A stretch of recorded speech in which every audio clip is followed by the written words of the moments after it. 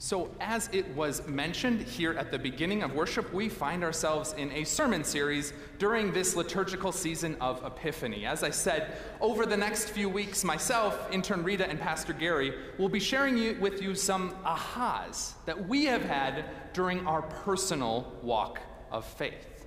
And the aha that I want to share with you today is something called sanctification. Let me hear you say sanctification. Thank you for not running to the doors when I used that big word. Yes, we won't get into all of it that deeply in terms of this fancy word, but sanctification is just a fancy way of expressing this idea that God loves us and forgives us so that we might be made more holy, so that we might respond with love and grace and service to others. We've already hit this point really hard throughout worship, and there will be continual ways you'll see that phrase, so that, come up. But in thinking about this complicated idea of sanctification, I wanted to give us an illustration that hopefully brought it home a little bit more. And so, and this is always a good idea, I elicited the help of Rick Seaton. Hey, Rick, you're already over there at the piano. Thanks for helping out. I learned recently about this concept called sympathetic vibration.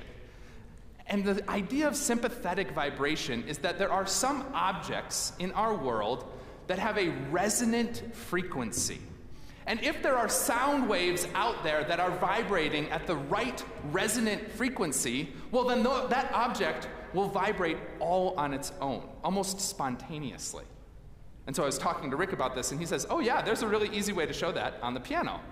Which is why Rick's at the piano right now. So Rick, I'm going to turn it over to you. Tell us what else we need to know about sympathetic vibrations.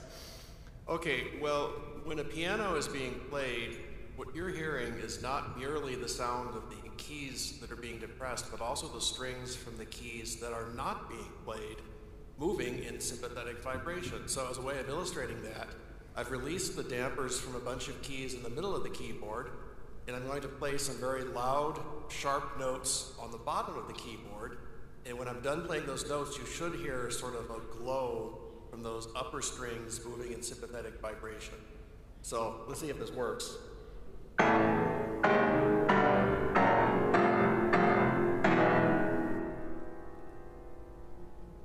you hear it, Nate?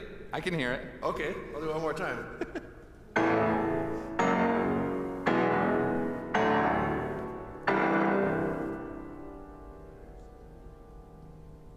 So that sort of noise that's hanging on is from keys that weren't even played.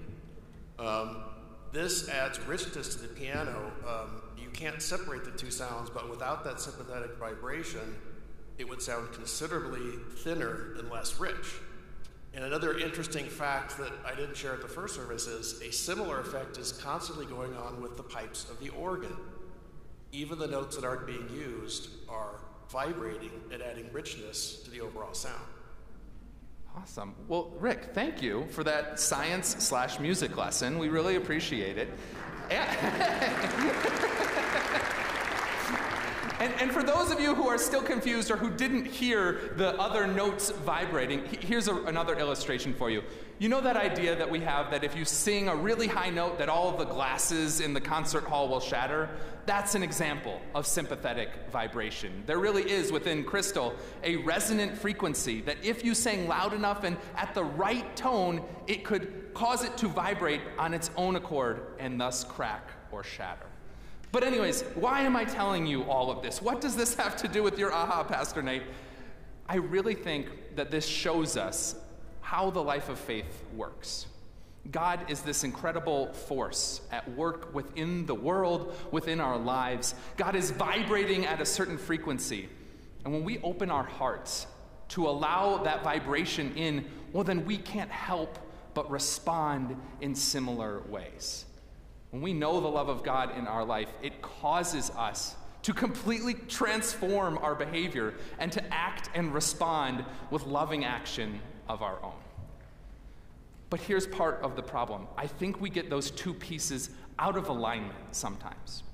I know that growing up, I went to church all the time, and I really had this idea that I needed to be good enough for something. Good enough for God, that I needed to follow all the rules, that I needed to get it all right. And I was really hard on myself as a result. I put a lot of pressure on myself, and as a result, I had a lot of anxiety, a lot of fear of God, a lot of shame and guilt, worrying that I wasn't getting it exactly right.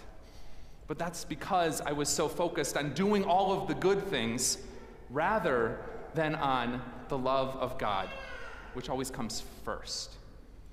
You see, this brings me to 5th grade math class. And now I know what you're thinking. Wow, this is quite the sermon with resonant frequency and sanctification in 5th grade math class. Stick with me. Because in 5th grade math class, you might have met, as I did, my dear Aunt Sally. Does anyone remember this? Please excuse my dear Aunt Sally. This was the mnemonic device I was taught to know the order of operations within a math problem. First, you have to do the math in the parentheses, then you can move on to the exponents, then you can do the division and multiplication, and finally the addition and subtraction. If you don't go in that exact order, if you add first and then multiply later, you'll end up with an entirely different and wrong answer. And in the same way, I think as a people of faith, we need to understand that it always starts with God. It always starts with God's love coming down to us. It always starts with God's gracious action towards us. We never work our way up to God. We never earn our way up to God's favor. It starts with the gracious and loving action of God.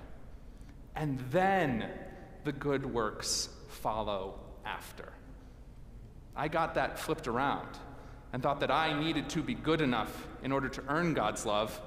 And the result was anxiety and shame and guilt, all this pressure, feeling like I had to get it all right all the time.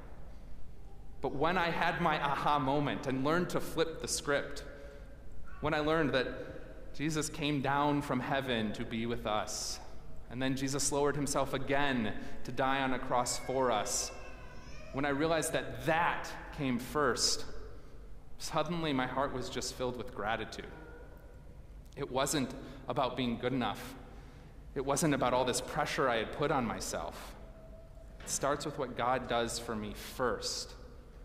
And then from that deep sense of gratitude that I felt, suddenly I wanted to respond with good works and kind and loving action towards others, out of that place of gratitude. I want to look at our reading from the Gospel of Matthew, which I also think gets at this exact point.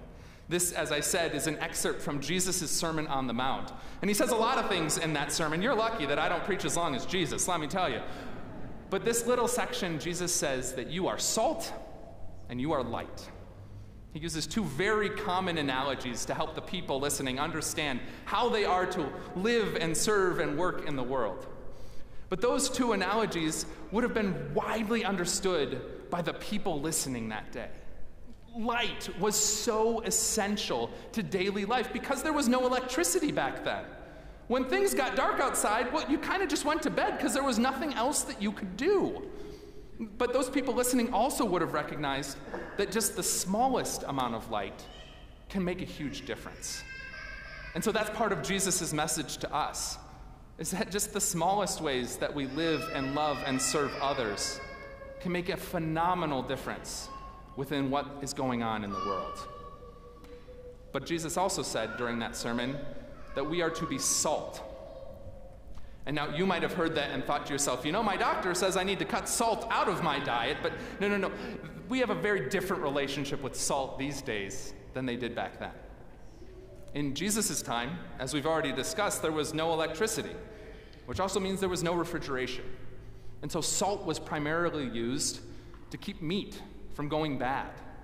It was used to preserve meat from becoming rancid. You just covered it in salt in hopes of preserving it for a little longer. Additionally, salt was used as a way of purifying a sacrifice before you made it in the temple.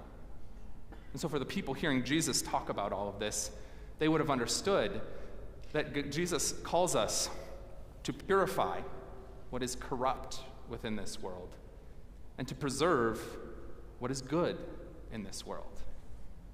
We are called to be salt and light, to light the way for others, to preserve what is good, to purify what needs purifying.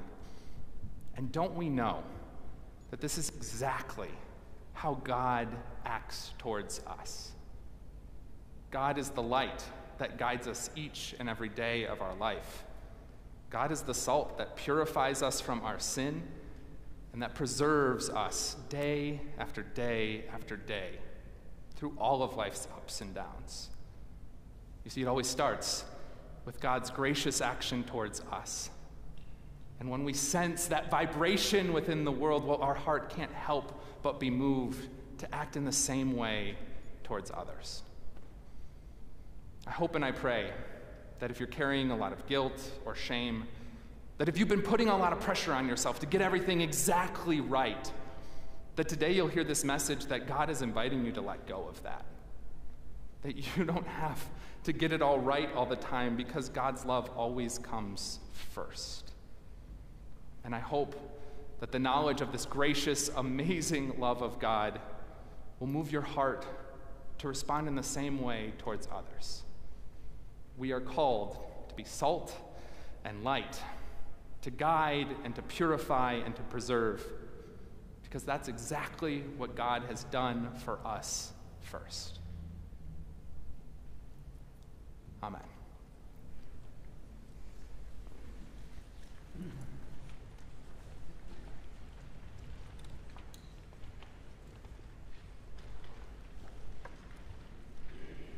In response to the proclamation, we join in singing our hymn of the day. You'll find it on page 7 in your worship bulletin.